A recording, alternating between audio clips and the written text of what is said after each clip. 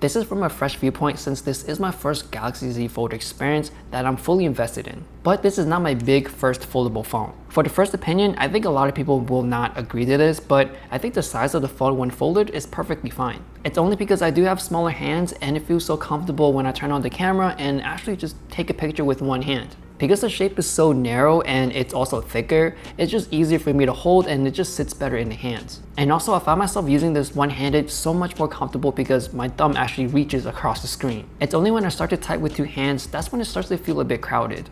With the new boxy edge-to-edge design, I feel like I'm actually just looking at per screen. So in my mind, it feels like I'm holding something very futuristic. So it's not like the other foldable phones where the bezels are pretty much thicker or kind of rounded, where it kind of gives me that illusion that I'm just holding a tablet. When you're using selfie mode with this phone, you are getting the best pictures since you are using the back cameras. And also I like how there's the screen to see myself as I'm vlogging. On top of that, you can get really good group selfies since you have access to the ultra-wide camera. The only thing is you've got to get used to holding the phone unfolded since it's a little bit different on each hand and it may be new to you. You can also place the phone down, but I fully think that it's not meant for this purpose. I personally think the Galaxy Z Flip is the better phone for that. So if you do place the phone straight up, it is kind of hard to see since the screen is slightly out of your vision. And if you are placing the phone flat, then you are risking scratching the cover screen since it's on the ground or floor or whatever surface is on. When you're taking photos when the phone is unfolded, this whole screen is basically a big viewfinder. But it's a bit more useful if you put it in flex mode, because now on the other side of the screen, you can see a preview of whatever you shot last or the last few shots. If you happen to shoot in pro mode, you do get some quick access to some camera features if you are shooting horizontally.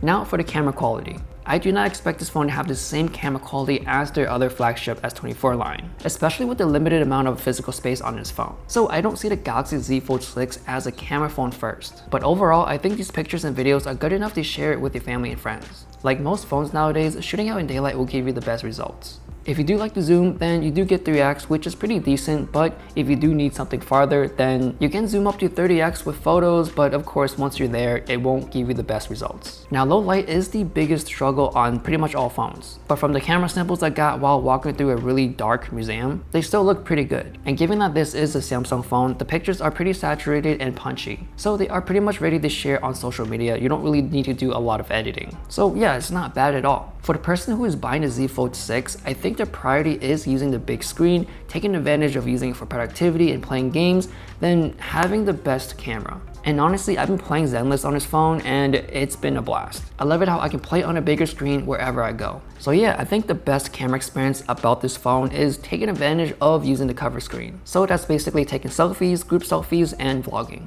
And personally for me, just being more comfortable taking pictures with the phone one-handed. The price of this phone does start at $1,900, so it is a very hefty price for a decent camera. Because I think the Galaxy Z Flip does offer the better camera experience for a much cheaper price. Again, I think the camera on this phone isn't the primary focus, but it still takes good enough photos to capture the moment. So let me know your thoughts down below about this phone, and would you actually spend this much money just for the camera? Thanks for watching, and I'll see you guys later.